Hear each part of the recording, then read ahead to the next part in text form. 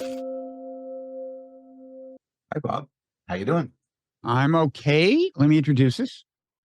I'm Robert Wright, publisher of the Nonzero newsletter. This is a Nonzero podcast. You're Paul Bloom.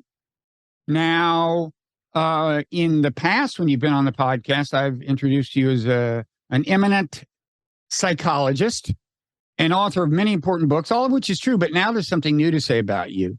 It's that you have a Substack newsletter called Small Potatoes. Now, Paul, I have something to say about the title of your newsletter, Small Potatoes. I think I know where this is going, but go ahead. Do you? Because actually, as it happens, this is something I said to Mickey Kaus on last week's podcast. And we'll get back to the subject of Mickey Kaus because, cultural historians are already beginning to refer to this era in American history as the post-Mickey era. And I'm going to get back to that. But what I said to Mickey is, Golda Meir once said, don't be so humble. You're not so great. Okay. So don't get carried away with a false modesty on these Substack newsletter titles, for example. Okay. Is it too late? Is it too late for this advice? It's way too late. You're pretty committed. The URL is there and everything. Everything. Well, you should have talked to me earlier. Yeah. There's a genuine humility. There's actually a story for why I call it. That's what all the falsely humble people say, Paul. I know. There's actually a story for why I call it Small Potatoes. Short story. I said this I'd love to hear it. It's a short one. I wrote an article a long time ago, my friend David Pizarro, on moral psychology, a commentary on John Haidt, actually, who you know. And in the middle of an article I said this is not small potatoes. And the editor, the great Walter Mischel, said, you have to remove this. It's idiomatic. People aren't going to get it. It doesn't, it's not professional. So I removed it. Maybe he's right, maybe he's wrong. But since then, it's been grinding on me. So each of my books I published, I have the phrase, this is not small potatoes. So as an act of catharsis, that's my origin story. Paul's Revenge. That'll show that editor. Yeah. That's right. Sadly. So, no, I like the title. You don't forget it. It's unlike the other Substack titles. It's unlike Nonzero, for example. You can never forget Nonzero. Although there's a kind of humility there. It's like, it's not nothing. Nonzero, right?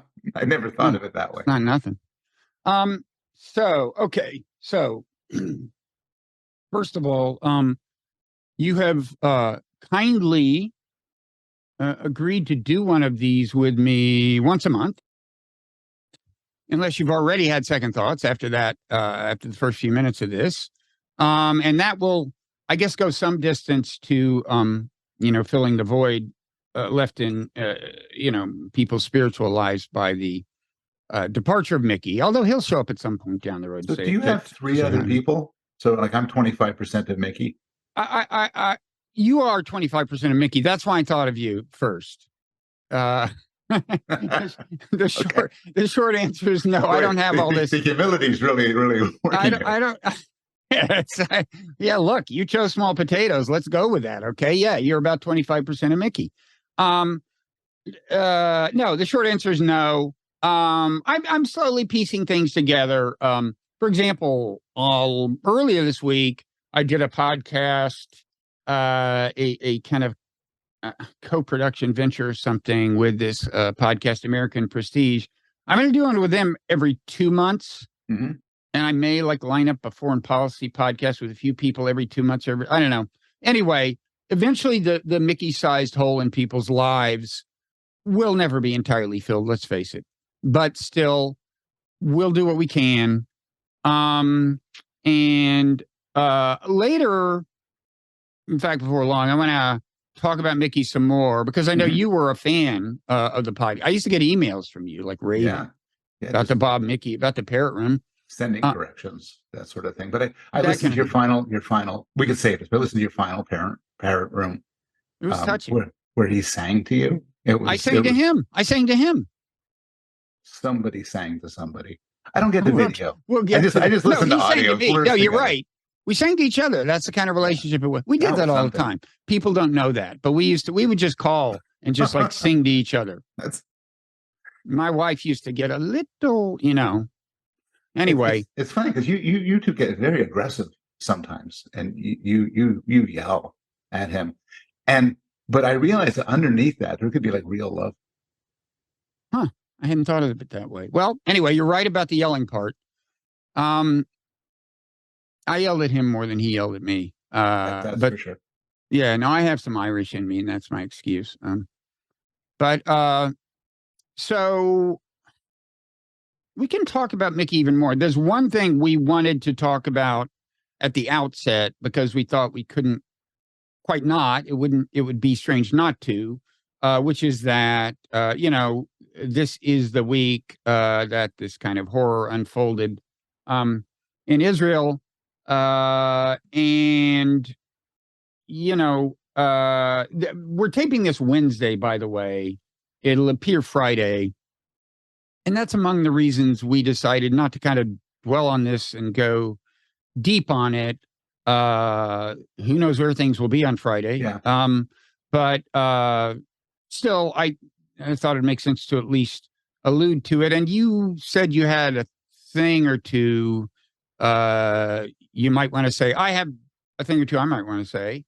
Either of us can go first. Have a lot to say. Well, I actually have. I said some of it on that aforementioned podcast. I'll say more of it in the Nonzero newsletter, which comes out on Friday, the same day this post. But I'll try to be concise for the time being on this podcast.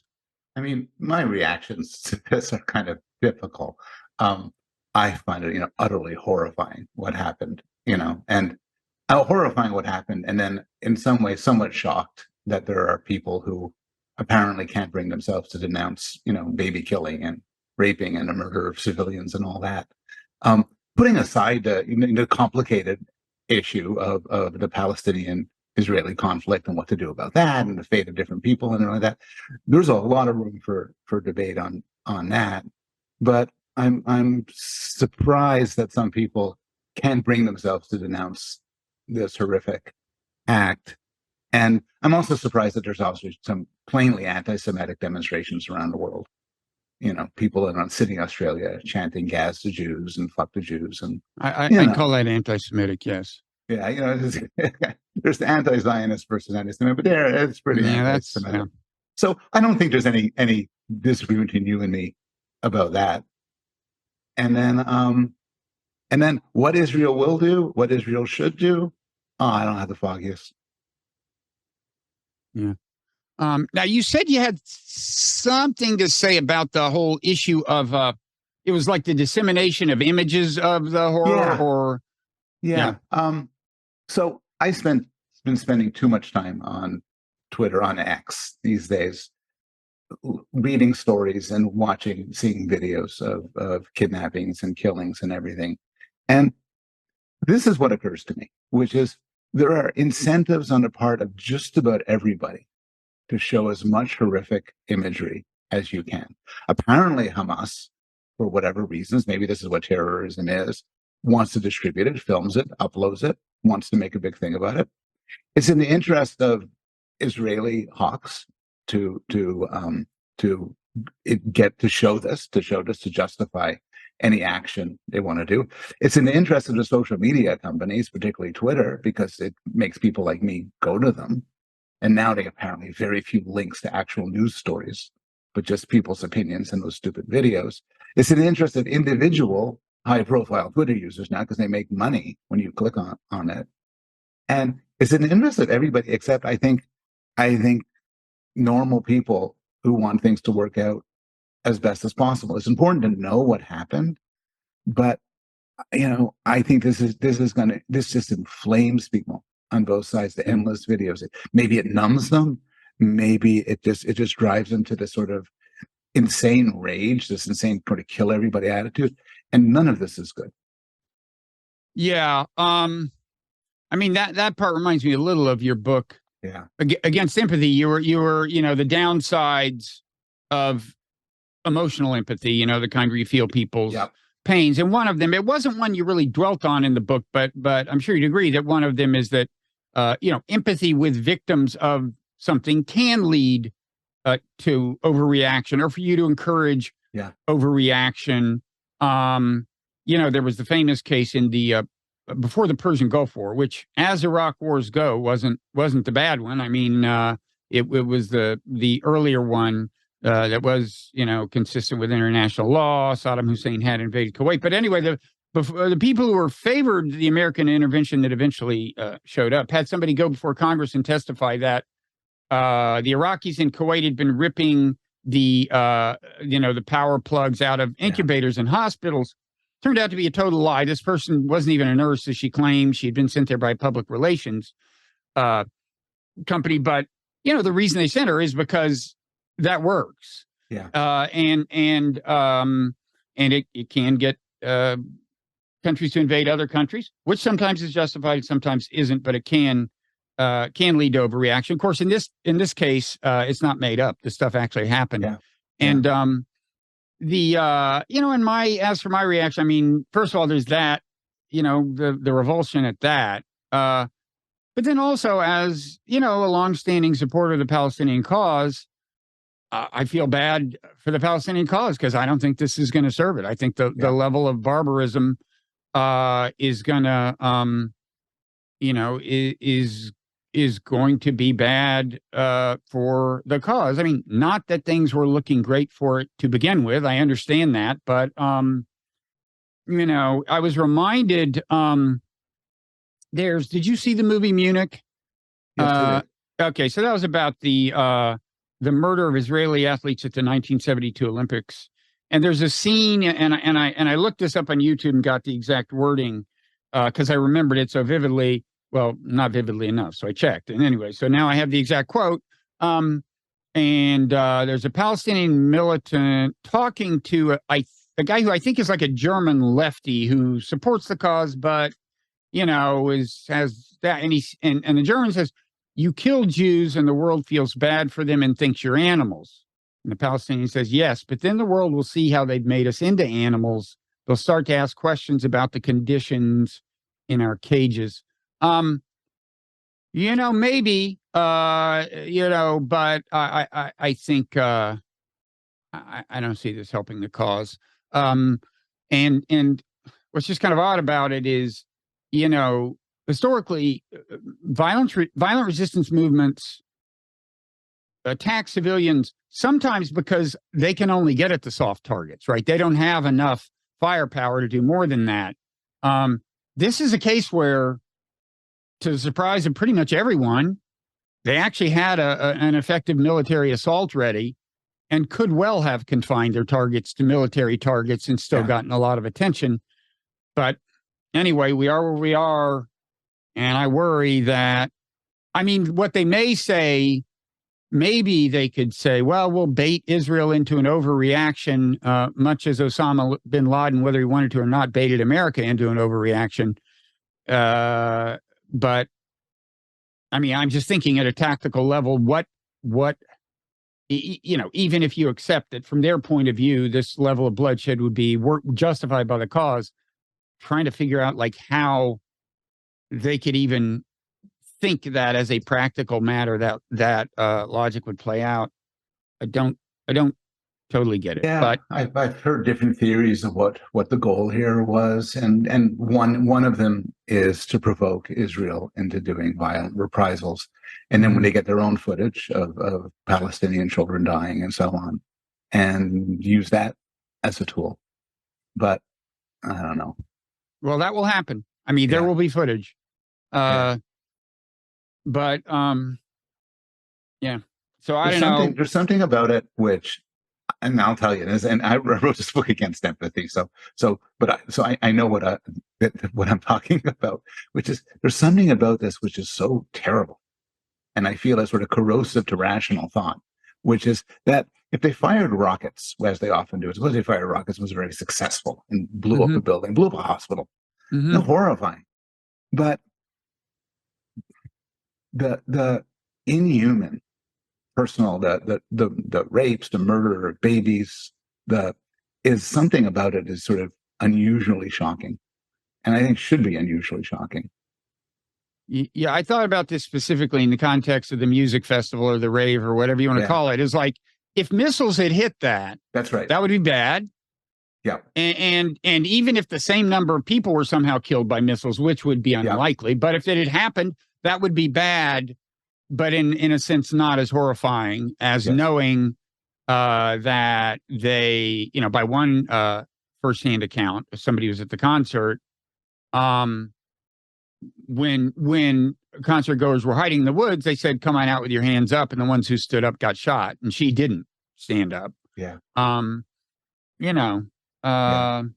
It's truly shocking. There's been few events in recent history, and we've seen. There's always, I know that a lot of these events are out of sight. What happens in Ukraine, what happens elsewhere, there's all sorts of atrocities, but this one sort of, I think, caught public attention in a way that's very unusual.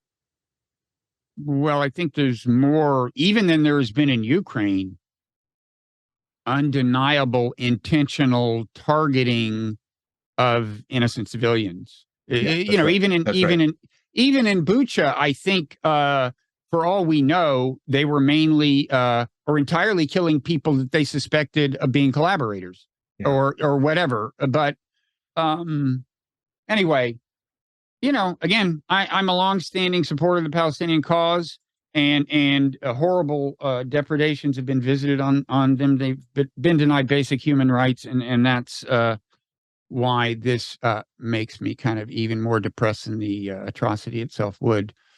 I could see that. And from the Palestinian side, this was not a good event, and it's going to have a horrible consequences. That's my only prediction. Horrible consequences. Well, certainly in the near term, yeah. Possibly on a scale we're not even yet imagining. But okay. I'll ask one foreign policy question. You're a foreign policy maven. Okay. Do you think a month from now, 2 months from now, 3 months from now, the Americans will be supporting two wars? Well, they're going to be supporting.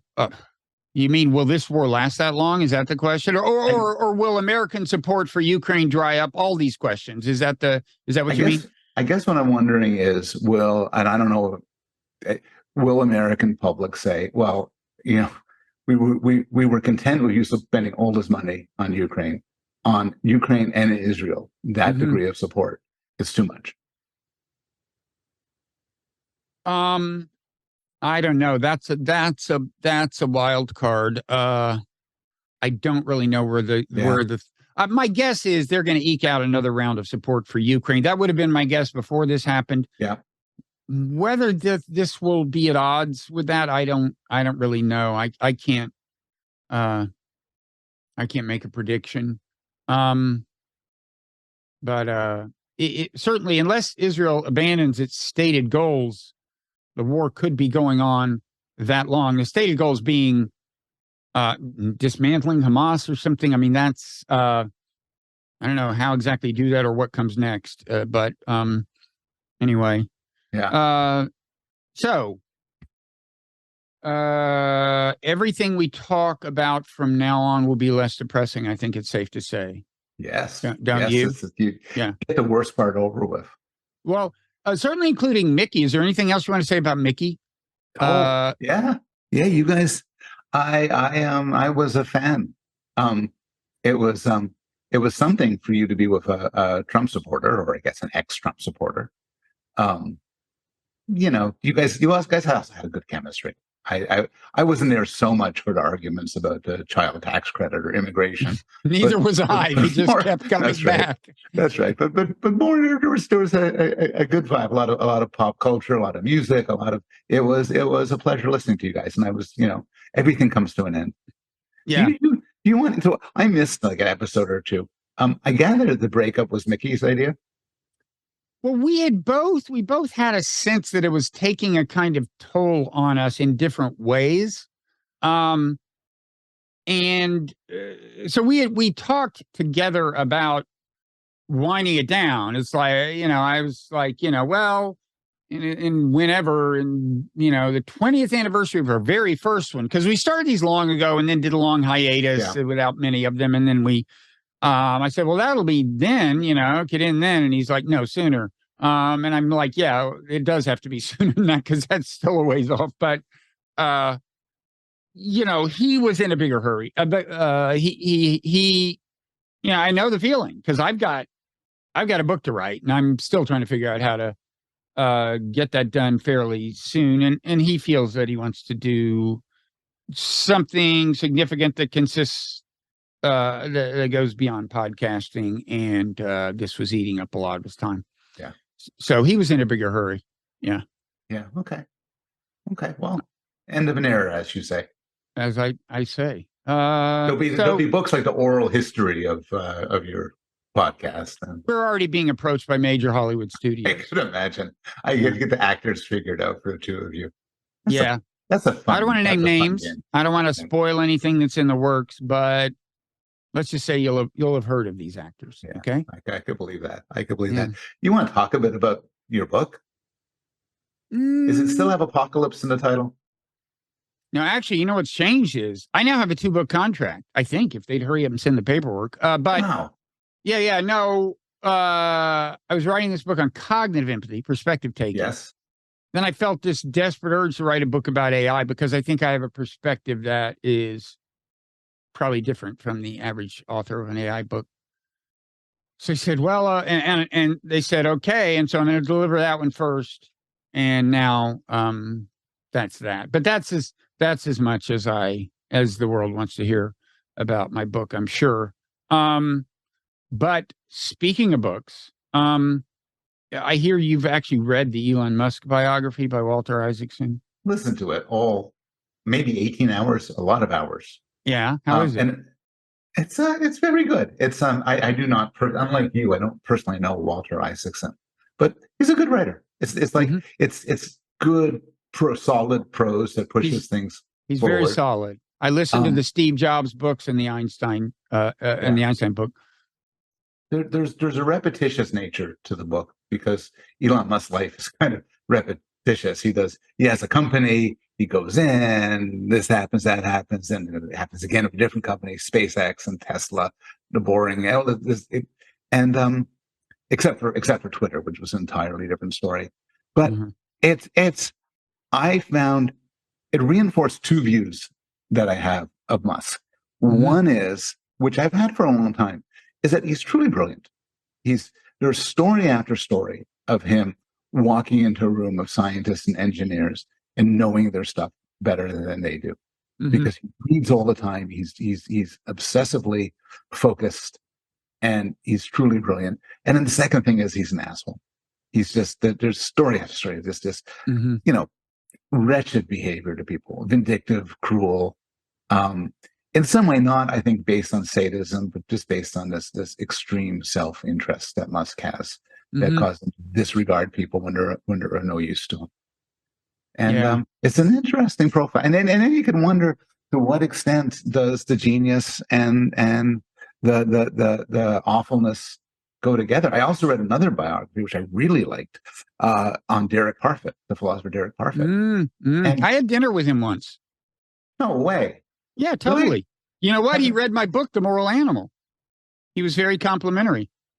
I'm impressed. You should be, damn it. He was like this major. Now, he's not a well-known name, but some serious I've heard serious philosophers say he was the greatest living philosopher at the time he was living.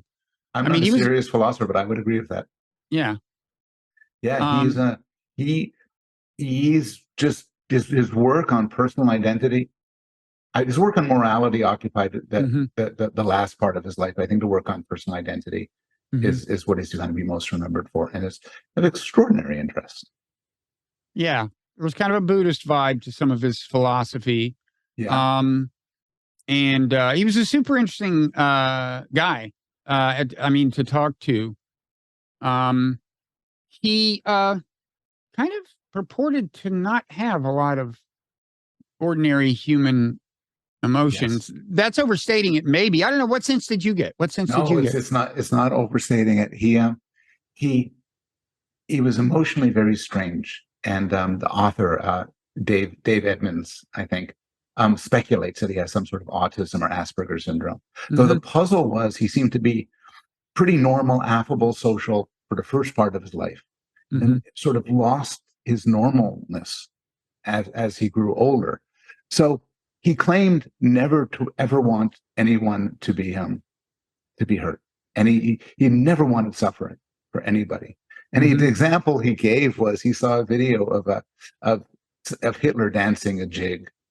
And he's like, well, I'm glad he had that happy moment. Yes, he said, well, at least one good thing happened from World War II, because look how happy he is. and it's just, but it's sincere. It's like he gave a talk once and he was talking about extinction. He said, if consciousness went away, we would lose Mozart. I think it was Mozart. We lose Mozart. And then he goes, enormous crowd, big talk. He starts to weep. And for like 3 minutes, he's there sobbing at the idea of loss of Mozart. But this is a guy who, and this is the connection with Musk, this is the guy who good friends of his would say, I'm coming to Oxford, can I have lunch with you? Come in 3 months. And Parrot said, I'm just too busy. I'm working on my book. He had friends who were dying and he wouldn't visit them because he viewed his book as more of a priority. God bless him. As he got away, just more and more focus on his work, which he viewed as a transcendental importance, rooted in a genuine caring for people. But the people who loved him, he treated very poorly. Did he? Yeah. I mean, you mean beyond not giving them the time they would like? It was just not giving them time. Well, life's full of trade-offs, man. I mean, that's a real part of life if you're committed to your work. Man, you have 2 book contracts. Right. Think how cold you could be to those who love you. Yeah, tell me about it. Ask them. Come here, Lisa. Come here. No.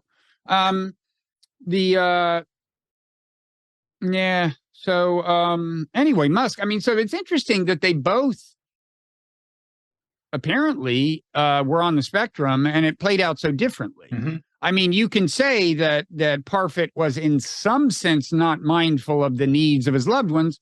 But as you said, Elon Musk is flat out cruel. And I think this, tell me how this theory holds up. I think it holds up well, having heard Walter talk about the book on podcasts. The theory that there's a certain kind of revenge playing out against the bullies who tormented Elon Musk back when he was this kid on the spectrum who didn't understand sarcasm and just wasn't tuned in, and they'd like beat him up. Yeah. And some of this is like getting back, treating the whole world as those bullies, right? Or at least a lot of the world as those bullies. Does that seem crazy? I think that no, it doesn't seem crazy at all. I think that's an important part of him. I think another part was this very complicated relationship with his father, who was quite a piece of work. Maybe he's quite a piece of work. I mean, I think he may still be around. Towards the end of the book, there's a revelation that his father has a couple of children with his stepdaughter.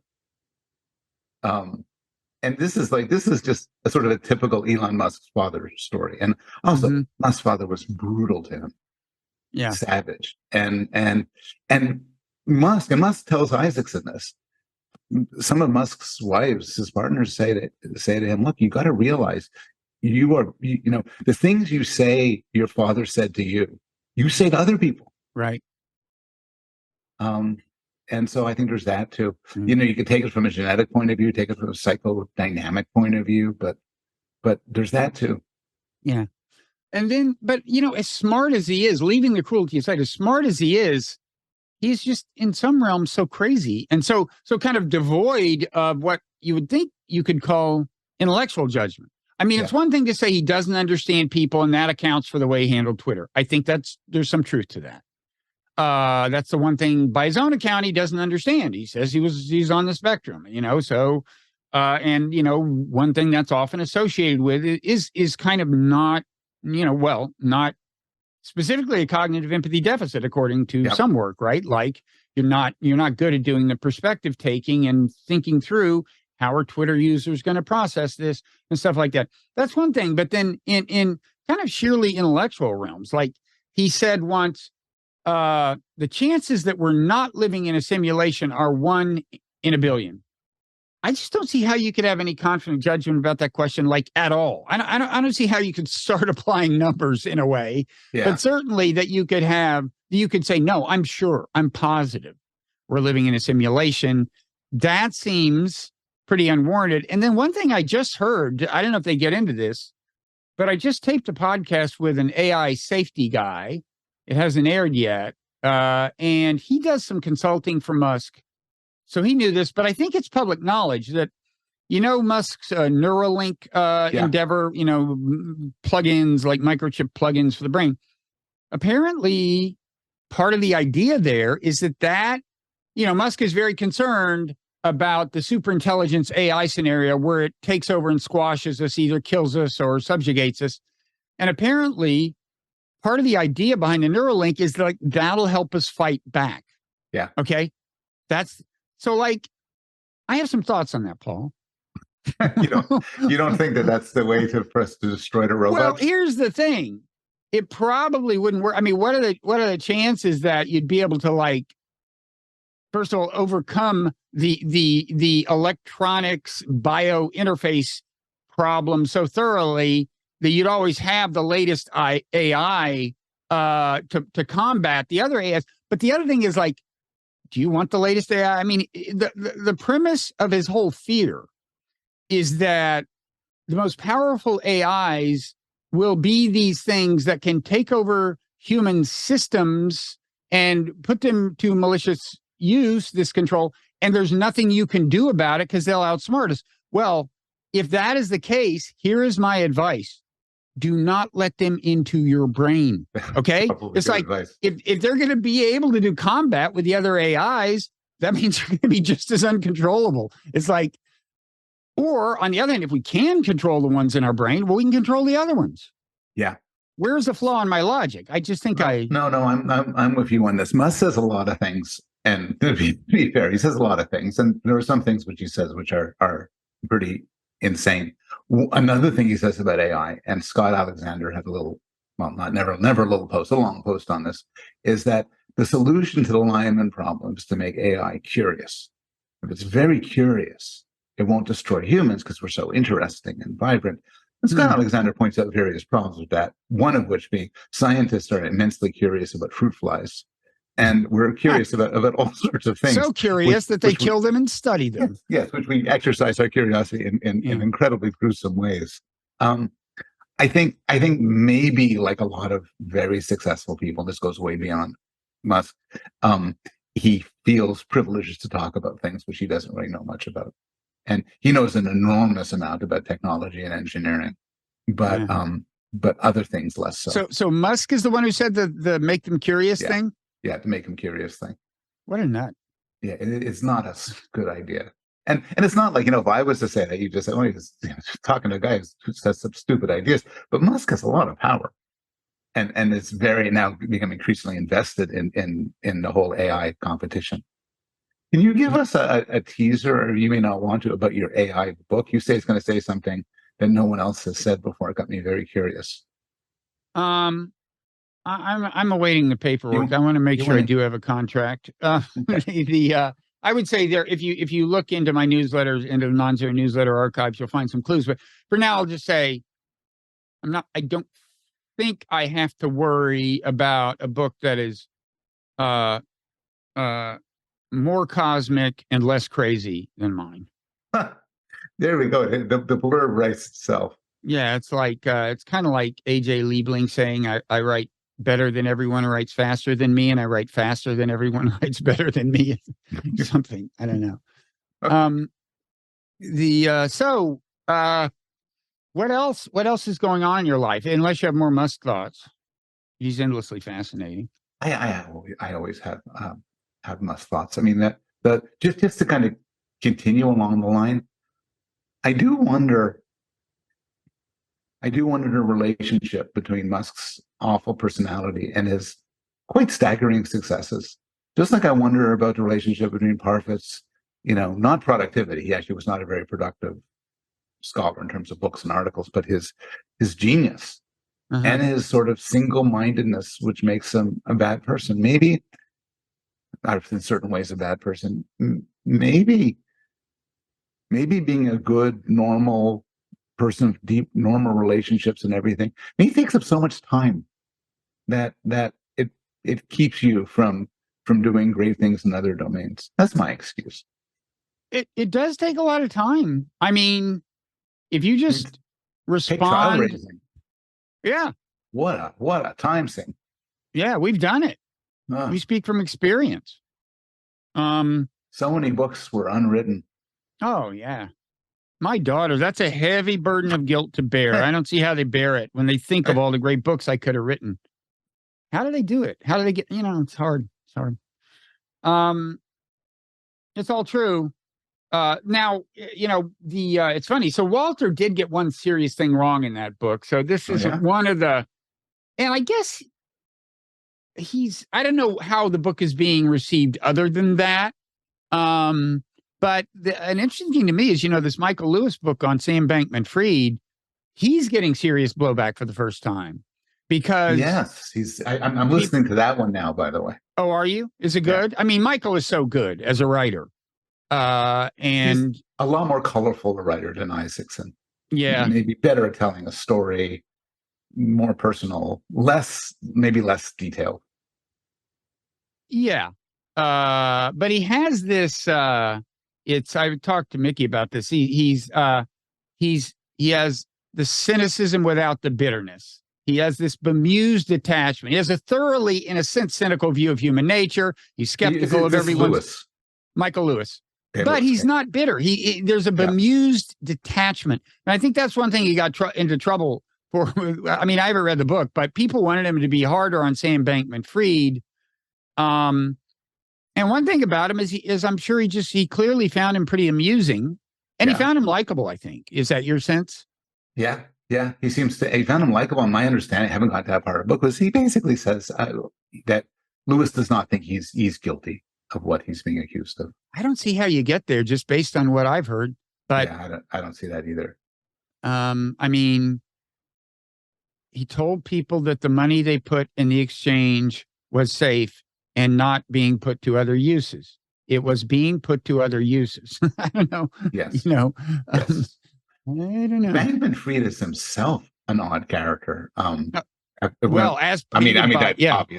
But early in the book, so Lewis says, I want to know about your childhood since you were 18, your first 18 years of life. Is there people you could point me to talk about that? And Bankman-Fried goes, no, I don't really remember anything from then. You talk to my parents, my brother, maybe. And his brother just says, I don't really know him that well. And he seemed to, he lived an extremely rationalist life. It is, in what sense? His parents didn't celebrate holidays of any sort, including birthdays. So wait, that was what they brought to the story. That wasn't at his behest. They just did not celebrate holidays. No, they didn't celebrate. They're Jewish. They celebrated Hanukkah, and then one year they forgot about Hanukkah, and they asked the kids, "Do you mind if we forgot about it?" I said, "No." And then, but they also didn't celebrate birthdays. They said, there was a line they said to the kids, "Look, if you want something, if you want a present, you just ask, and we'll talk about it. And if it's reasonable, we'll get it for you. So we don't need to save it all for a special day or wait." Mm-hmm. Bankman was surprisingly old, I think a teenager, when he realized that people believed in God. He had thought it was something that people talked, like an expression or something. And so his parents would have people over to us, and he'd ask them, "Do you believe in God?" And he's not like a 5-year-old. He's like a teenager. And they would say, yeah. And he said, I don't understand. And so comes off as the most hyper-rationalist of hyper-rationalists. And actually, by nature, you think it's not like an act to any extent. He talks about it he talks about training himself to make facial expressions. He said he went through most of his life not bothering to make facial expressions because he felt like he could just tell people what he believes and what he wants, and that should do it. And then he came to the realization that people kind of want facial expressions. So he would practice in front of a mirror. So do we think he's on the spectrum too? Is there anybody who's not on the spectrum? Are we on the spectrum? Nobody's successful. But is I'm it on a said? Is I'm it on a said? spectrum. I'm not as successful as I should be. I'm a little on the spectrum, I think. But No, is it said about him that he's on the spectrum? It's in the book. It has not been said, but to me, it is screamingly obvious. But I mean, not just the hyper rationalism, which is, I think, something which could go along with being a good social, very socially adept, and so on. Just every description of him is very, very, like, he's very unfamiliar. He has little instinctive grasp of emotions and feelings. Mm-hmm. Unlike Musk, I mean, he seems to be, he decided at some point in his life he likes people and he cares about people. He's going to be friendly. Mm-hmm. And he has this thing where he says, yep, and he says whenever somebody asks him something, he typically agrees. Yeah, I'll come to your thing. I'll give you $10 million. He never does it, but he realizes that it makes people happy for him to say that. Yeah, there's a scene in one of the excerpts about that where he's talking to Anna Wintour of Vogue, Yes. and she's trying to on a Zoom call, and what he's actually doing is playing a video game and just saying "yep" every few seconds, and then at the end somebody explains that he's agreed to go to some Met Gala, which he doesn't show up for. Anyway, they said they were going to have Tom Ford make a designer version of his cargo shorts outfit, and cargo shorts and t-shirt. So, but here's, I mean, the last question I have about him is like, when I saw him on stage with, I think, Bill Clinton and Tony Blair, and they're wearing suits and he's wearing cargo shorts and like sandals or something. Yeah. And I'm like, I'm sorry, but you are an asshole. It's like, is it possible that was not, if not calculated, at least something he was aware of? Like, he's aware, like, yeah, I know you're supposed to wear a suit, but I'm Sam fucking Bankman-Fried and I'm just doing my thing. I mean, it must have gone that far in his head, right? It wasn't like he didn't know. Yeah. That. Yeah, it's a good question. If any other human did it, you'd think the person's an asshole. Like, why aren't they dressing appropriately? What are they trying to prove? And he can wear a suit. There's a scene Michael Lewis tells where he sees Michael and Bankman is wrapped up in his hand in a tight little ball, a suit somebody gave him. so he can meet, I don't know, Mitch McConnell or somebody. And he said, you have to wear a suit, so tight little. But I think this is the one case where the guy shows up in cargo shorts and sandals and isn't an asshole. He just works in a different mode. Well, I guess my hat's kind of off to him. Yeah. We're here talking about unusual people. We are. It's reassuring because it makes me feel less unusual. I feel like the very picture of normality. So what else are you writing about in this the Substack in this newsletter of yours? We've gone a while without talking about it, and I'm feeling the pressure. Yeah, it was about time to throw the phrase "small potatoes" out there. A little product placement. I wrote something on implicit bias, and not many people read, which was like a reader's guide that answer your questions answered about implicit bias, where I talk about the limits of implicit bias tests, but I say implicit bias is real, and talk a little bit about that. And then not many people notice it. And then I responded to an article which said it's all bullshit, no such thing. And I just I said, no, it's not true. Read my thing. And I got quite a response, quite a negative response by people. I think people who see themselves as anti-woke feel that they have to say implicit bias is nonsense. And what frustrates me is people get certain things wrong. I think one distinction which is worth making is it can be both true that tests like the IAT, the implicit attitudes test, are not good tests of whether you or me or anybody else is racist. They're not reliable enough. They're not valid enough. But at the same time, in the aggregate, you can use these tests to find out some neat things. You could say, are people more biased about blacks than Asians? Have people become more biased over the last 10 years or less biased? And I think there's some really neat discoveries that you could have with an imperfect method.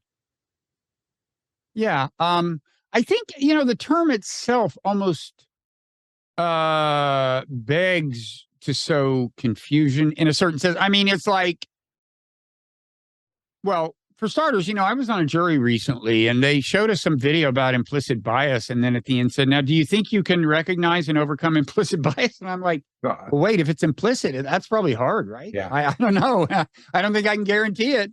But there's a couple of things. Okay, so in some contexts, biases are inherently implicit. When we talk about cognitive biases, we're talking about things we aren't aware of, right? So all those you'd think are implicit.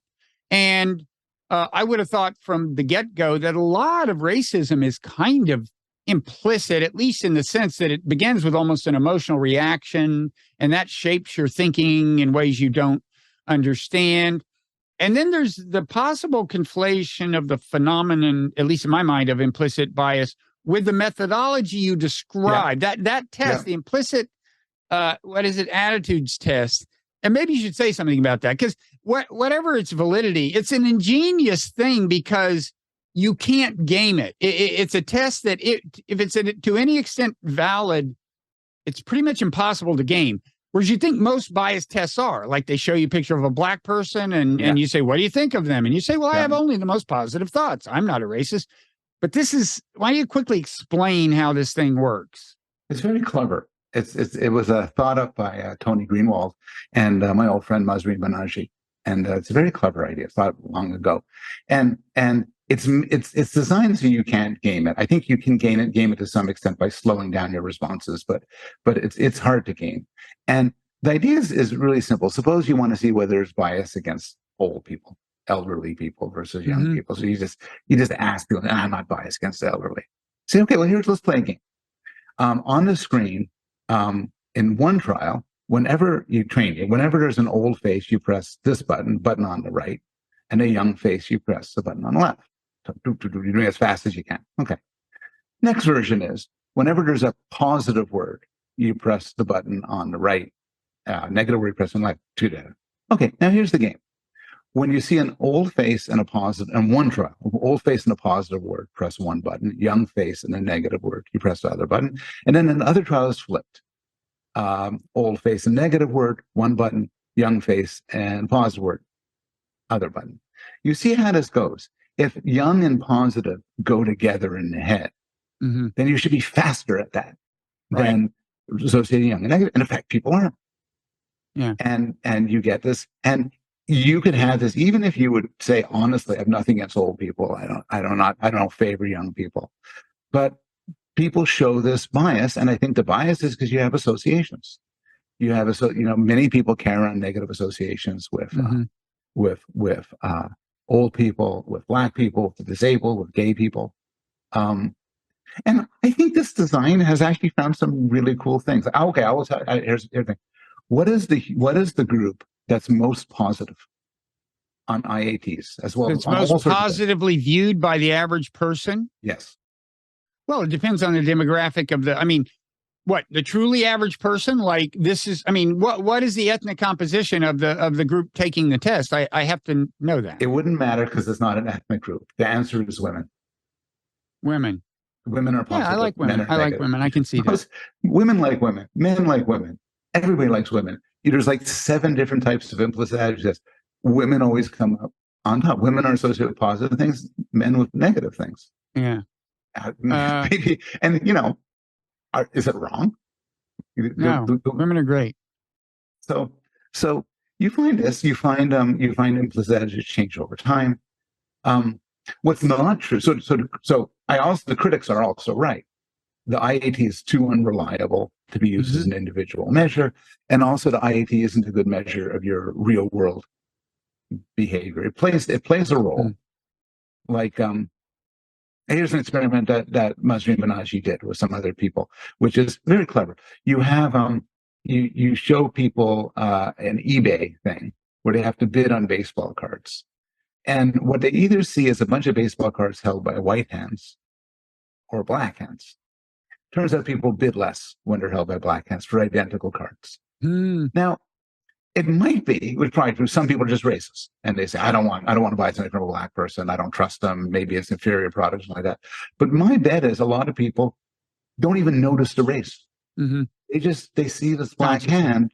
Yeah, that's right. Consciously. They see this black hand or white hand, and it affects their mood, it affects their feelings, and so on. And that's sort of an example of how it could play a subtle role. When I took the IAT, it actually said that I like black people slightly more than I like white people. That was the finding, which Made sense because to some proportion almost of people. all the assholes I know are white, so that made sense to me. Yes, and I know a lot of assholes, Paul.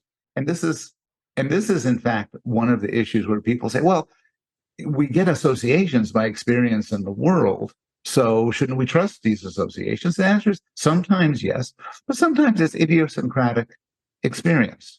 Mm-hmm. You know, you meet three Jews, they're all jerks. You say Jews bad, or sometimes they're out of date. So here's like something you ask people to think of their typical college student, they'll often think of a man. Those one's true.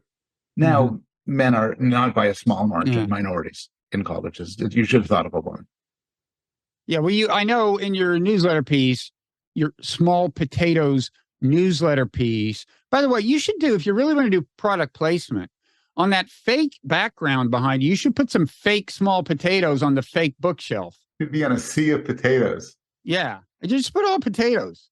Really, really tiny, small ones. I've never been willing to commit enough to these things. Not to my books, not to my Substack. I just you know. You know what they say about small potatoes? In for a penny, in for a pound. That's Gold in my ear said that too, in fact, I think. I like the quote of Gold in my ear. Yeah. So wait. So in your small potatoes newsletter, you get into the famous riddle about the brain surgeon. You know, they're rushed to the hospital. The brain surgeon says, "I can't operate on that child. That's my son." And for some reason, we've already been introduced to the father of the son, who is somebody else or something. You have told a riddle in the worst possible way. Thank you. But it was a time saver. I saved time. Did I not save time? I saved time. And people have no idea what you're talking about. Everyone's heard this, where people go, wait, how could this be the case? And you say, the surgeon's a woman. It's his mother. And they go, oh, God, I was biased. I thought all surgeons were men. But one thing that's true is probably the vast majority of brain surgeons are men. Yeah. Not that that's a defense, but it's, well, what you show is that actually in real life, people come up with a lot of other explanations, which are conceivable. And I don't know, is the idea that, I mean, what are some of these other offbeat explanations? They say, well, maybe. What? It was a cute study. And the idea was that the subjects that so the idea is, somebody says, this guy's driving his father and there's a car accident and the father's killed and the son is in bad shape. And then it goes out and I can't operate on Are you saying kid. I did not do a good job of telling the thing, Paul? I was hoping we could edit. We could edit your version out. But it's fine. Go ahead.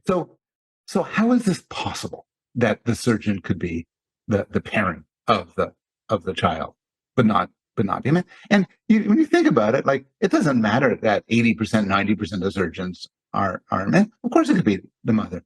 But people immediately a man comes to mind, and for many people, the grip of this association is so strong that they say fantastical things. That's what they say. Like, not so fantastic. Well, it's a same-sex marriage, and they've adopted a kid, or maybe the surgeon is a priest, and for priests, other people are his sons. They say, perhaps incorrectly. Maybe, and it's I think maybe the father went to heaven and then descended into the surgeon's body. And like this enormous length people go to because the idea of a female surgeon, they don't just say, "Oh, that's less frequent." The implicit bias drives them to it, and it's that case where this thing has real world implications. Where if I'm thinking about somebody for a job or something, and I only think about men, that's a problem. So defend again. There's a defense of biases, which I think is to a large extent right, which you can't live without accumulating statistics about the world and acting upon them. If I'm going to ask somebody for help moving a sofa, I'm not going to ask a 4-year-old child. I'm not going to ask a 90-year-old grandmother. It's just stereotypes because I figure somebody, maybe they have super strength, but stereotypes. That's fine. But sometimes the biases act in ways that make us irrational and ineffective. So it's kind of like a sort of 2 cheers for implicit biases. Yeah. Okay. So could I say something else about the Substack, by the way? Your Substack or mine? You can say something about mine. Well, okay, I'll say about mine, and you can say this about yours. Okay. But I'm not sure that yours has the same property. I'm loving writing in it because I'm just writing pieces. Mine does not have that property. No, but go ahead. Well, here's the thing. One reason why mine is unlikely to become truly successful is it's just whatever I think about. So I'm writing something now on envy. You know, what causes envy? How do you get rid of envy when you feel envy? Nothing to topic. You are much more focused in your Substack, and maybe that makes it more successful, maybe better, but also maybe a little bit less fun for me. Yeah, but I'm here to bring cheer to others, Paul. You're the original effective altruist. I am the original effective altruist. How big a part was that of the whole? Was that genuinely a big part of the Sam Bankman-Fried? See, that's the thing. His whole thing seems like such kind of an act, right? It does. Doesn't it seem like that from the outside? You would think that until you read about his first 18 years of life. Yeah, I guess. But yeah, I mean, I've heard, so he was an effective altruist. He was he was persuaded by Will McCaskill to take it very, very seriously. Who's been on my podcast. Yes. Yes. And actually very similar to Elon Musk. One of the things about Elon Musk, a third thing, which is interesting, is Elon Musk seems not very interested in money. He's not doing this for the money. It's pretty clear. He wants to make us an interplanetary species to preserve consciousness and also, own the libs on Twitter. But whatever he wants, it's not money. And Sam Bankman-Fried, I think, also seemingly wants, to make the world a better place for conscious beings. Having said that, and this is something you may know, didn't he have some sort of late night interview with somebody over DMs or something? With it was a Vox journalist, I think, who had interacted with him. I mean, it turns out that he had actually financially supported the vertical at Vox that she wrote under. So anyway, she knew him, and he kind of, I don't know if he realized he was on the record, but she decided he was, right? And wrote about it. Is that the one? Yeah. Yeah. Didn't work out well for him. And didn't he say that it was just all bullshit? Like, yeah, it was either there or so. Yeah, I think he said it was something about how, look, here's how you play the game. You say these politically correct things, you do X, Y, and Z, and it's bullshit. It was that vibe. Yeah. Maybe that's why I think it was all bullshit, because he said this is all bullshit. That would be a clue. I haven't got that far into the book. That's the problem. No, that would be near the end, after the shit hits the fan. I actually have had discussions with people who are professional journalists, and then at the end, I've said to them, "This is off the record, right?" Isn't it? And they cackle. They cackle, and they say, "No, you have to say that at the beginning." Yeah, well, we got to make a living. So listen. I know you have thoughts about Twitter, and also you're going to explain to me how we're going to keep AI from taking over. You've solved the alignment problem, which is great news, and we are going to talk about it. However, one thing, stuff isn't free. This stuff isn't free. You don't get shit like this for free. No, what just came is what you get for free for obvious reasons, right? But the next stuff, we should be paying them for the self-promotion. We should be paying you for what you just endured, okay? That's right. But what's about to come is different. It's worth paying for, and so the paywall is going to descend. Now we're not moving to the Parrot room, per se, but kind of the same idea. With most of my podcasts these days, I do this.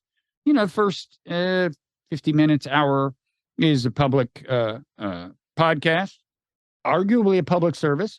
Arguably not. Okay. But then if you want the full experience, you become a paid subscriber to the Nonzero newsletter. You can Google Nonzero and Substack, or you can click a link in the show notes of your podcast app. And then you magically, you can get a podcast feed that magically has all the bonus content forevermore. Plus the stuff in the newsletter, that the print part that's behind the paywall. So, and who knows, Paul, maybe someday Small Potatoes will have a paywall. We can only hope. We can only hope. You should start one, because then you could put this behind it. You know, think about that. I could start one and have it. This is the only thing you get. This is the only thing. Like, subscribers get like to listen 50 cents a month or something. Yeah. You know?